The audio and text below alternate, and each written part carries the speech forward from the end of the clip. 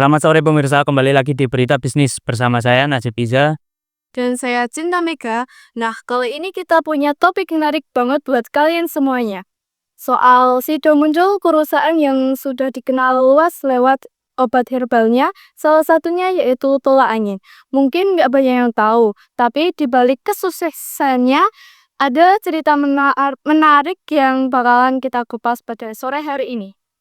Benar banget Cinta, kita nggak cuma bahas produk yang legendaris ini, tapi kita juga akan mengetahui tantangan apa sih yang dihadapi oleh perusahaan besar ini dan juga kenapa sudah muncul ini bisa terus berkembang dan menjadi pilihan utama bagi masyarakat. Dan juga pastinya ada tips-tips yang bisa berguna untuk pengusaha muda juga. Betul juga Najib. Tapi untuk lebih lengkapnya, kita sudah berhubung dari reporter kami yang sudah ada di lokasi dan sedang mewawancarai salah satu petinggi yang ada di Sido Muncul. Halo Afrah. Halo Cinta dan Najib di studio. Hari ini saya melaporkan langsung dari kantor Sido Muncul dan sekarang saya memiliki kesempatan yang luar biasa sekali bisa berwawancara dengan salah satu petinggi perusahaan dari Sido Muncul. Langsung saja kita ya. Selamat sore Bapak, dengan Bapak siapa? Ya, selamat sore ya dengan Bapak Nandito Putra. Ya, Oke, di sini Bapak posisinya sebagai petinggi itu sebagai manajer apa, Pak? ya saya sebagai manajer pemasaran sendiri di perusahaan Sido Muncul ini. Oke, Bapak. Sido Muncul ini kan perusahaannya sudah perusahaan besar dan salah satu produknya yang paling dikenal sama masyarakat itu kan tolak angin ya, Pak. Sebagai perusahaannya sudah besar dan multinasional. Bapak sendiri tuh ada tantangan nggak sih yang sulit diatasi gitu sebagai seorang manajer pemasaran? Ya, betul sekali meski tolak angin telah menjadi salah satu produk yang dikenal unggulan produk kami itu dan dikenal luas. Tentu saja perusahaan kami mendapatkan tantangan-tantangan yang sulit. Yaitu seperti salah satu contohnya adalah persaingan yang ketat di industri obat herbal ini sendiri. Kami harus tetap berinovasi dan menjaga kualitas produk agar tetap kompetitif dalam bersaing di dunia obat herbal ini. Oke, menarik sekali. Tantangan lainnya yang mungkin rada berat juga nih, ada nggak, Pak? Ya, salah satunya yaitu kami juga harus tetap mengikuti regulasi dan kebijakan kesehatan yang terus berubah. Pastinya ini membutuhkan penyesuaian yang sangat cepat dan akurat karena agar produk kami tetap memenuhi standar yang ditetapkan pemerintah. Oke, Bapak. Untuk selanjutnya, bagaimana sih, Pak, dengan kondisi ekonomi dan perubahan perilaku dari konsumen itu sendiri? Tepat sekali, fluktuasi ekonomi memang mengaruhi daya beli masyarakat. Selain itu, tren dan preferensi konsumen, khususnya generasi muda, terus berubah. Kami harus mampu beradaptasi agar relevan di pasaran.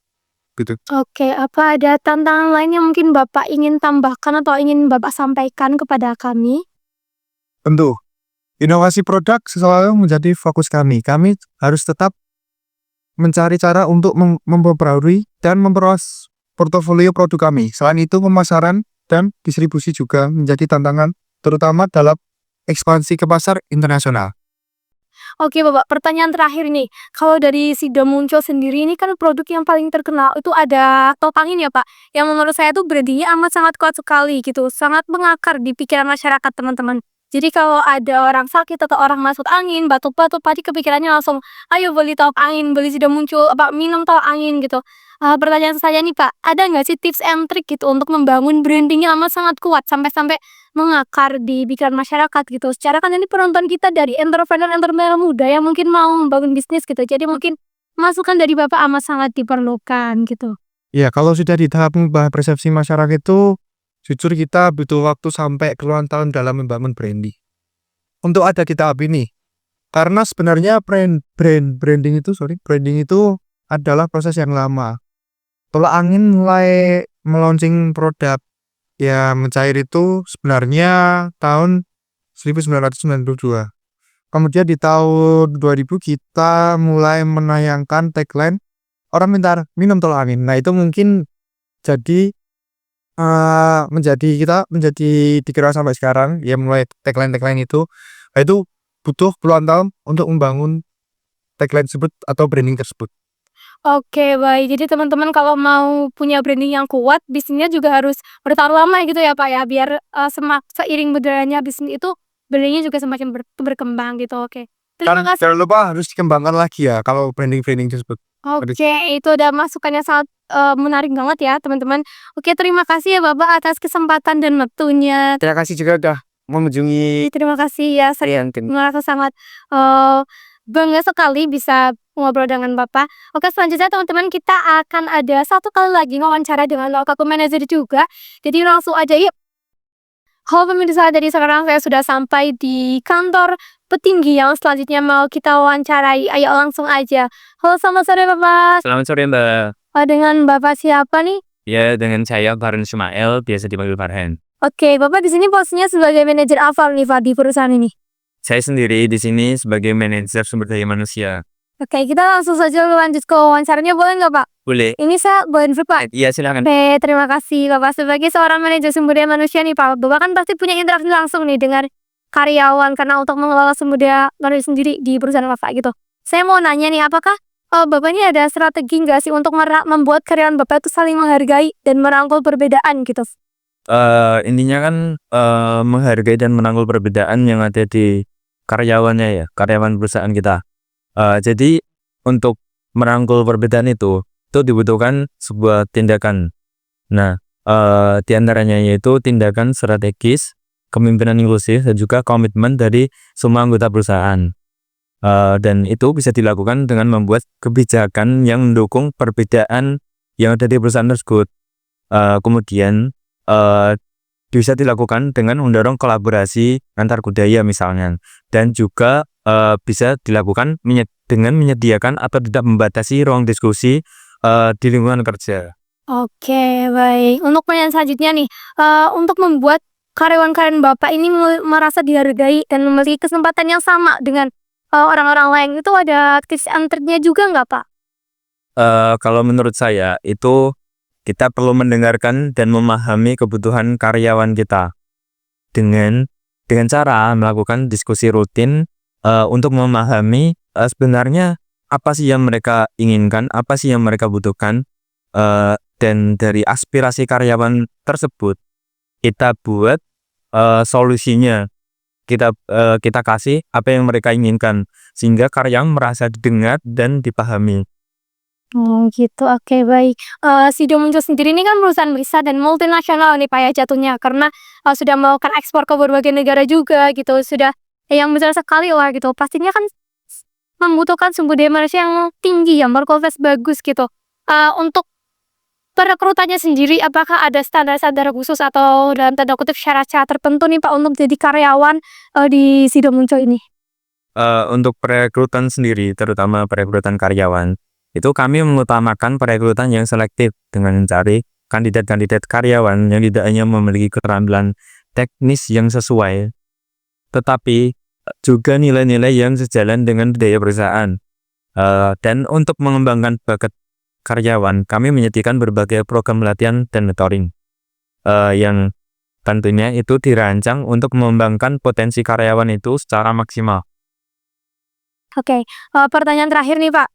Sido Muncul ini kan perusahaan yang obat-obatan dan obatnya herbal gitu kan ya Pak. Sebagai perusahaan yang mengambil bahan-bahan dari alam, apakah dari perusahaan Bapak itu ada gerakan green management atau hal yang berkaitan dengan kelestarian lingkungan gitu?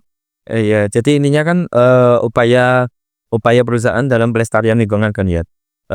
Kita itu untuk pengolahan limbahnya sudah dilakukan secara profesional dari perusahaan.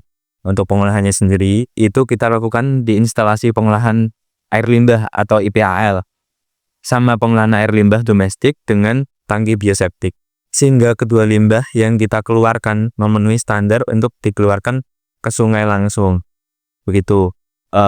Kemudian di samping itu sejak tahun 2000 karena 98% limbah adalah limbah padat organik berupa ekstraksi limbah produksi, limbah pertanian, limbah rumah tangga, dan limbah lainnya, sebagian besar dimanfaatkan sebagai sumber energi terbarukan dalam bentuk biomas dan wood pellet. Kemudian sedangkan sisa dari 2% tadi adalah limbah non-organik. Limbah non-organik ini seperti sisa kemasan produk dan lain sebagainya. Sebagian produk didaur ulang dan dibuat produk handicraft sebagai kegiatan corporate social responsibility. Dan itu juga digunakan agar bermanfaat bagi masyarakat sekitar juga. Nah, sebagian sisanya akan dimusnahkan menggunakan mesin insinerator yang ada di perusahaan, yang panasnya itu nanti bisa digunakan sebagai sumber pengeringan bahan baku.